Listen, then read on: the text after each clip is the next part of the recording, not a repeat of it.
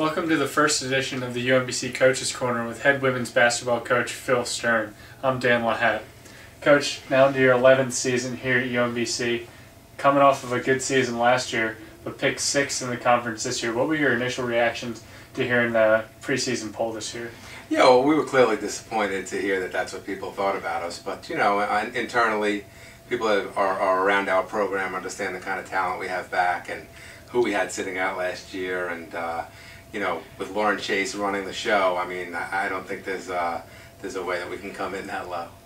Now, semi-understandably, maybe because you lose arguably 3 of your best players from last year in Aaron Brown, Tope Obajuolu, and Michelle Kurowski. Mm-hmm.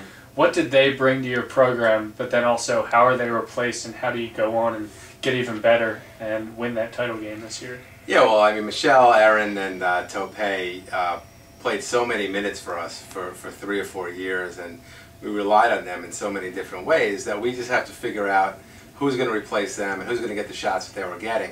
We have plenty of capable people of doing that. Chris Coles will get a lot of the post-ups when she gets healthy. She makes a lot of the hustle plays. Ashley Lambert's playing great in her sophomore year, and we'll get a lot of Aaron Brown's post-ups.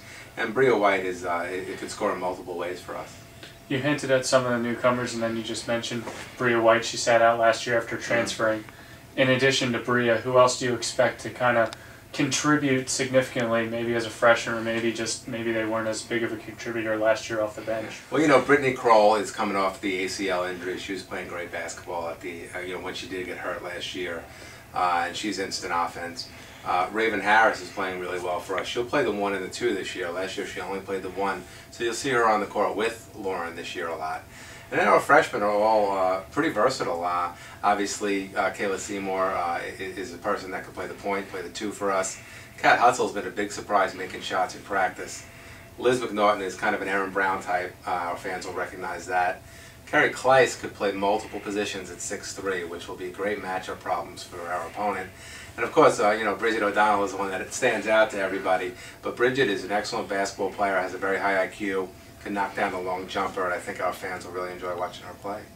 Well, as we were talking just before this, started practice over a month ago now. What's it going to feel like to finally hit the court this coming weekend? Yeah, I mean, it's too long. We're practicing for way too long. It's from October 1st until November 9th is your first game. So we'd like to maybe have had a couple of games already by now because the practices get a little monotonous at this point. But our kids are ready to go, and we're excited to go play at Morgan on Friday night. Played them last year. Is that any advantage, disadvantage, or is it just it is what it is? Crosstown rival, you go in there, play some ball. Yeah, you know, I think you know, usually in these crosstown rivals in Baltimore, the home team has a big advantage. That's been the case over the years, and you know, we got them here last year, but it'll be a tough night for us going in there, and it's their first game. They have some new players. So don't have to wait too long after that. Come right back on Sunday, kind of like a league play almost. Mm-hmm. Does that benefit you guys? Yeah, I wish our league was like that. I wish it was Friday, Sunday, actually, or Thursday, Saturday, but it's actually a quicker turnaround than in our conference. Yeah, Monmouth is tough too. We won a close game at their place last year. They got most of their team back. You know, they lost in the finals of their conference tournament last year, and they'll come in here ready to go. It's their first game, and both this weekend we'll have 2 tough matchups. Excellent. Good luck on the beginning of the season. All right, Dan. Appreciate it.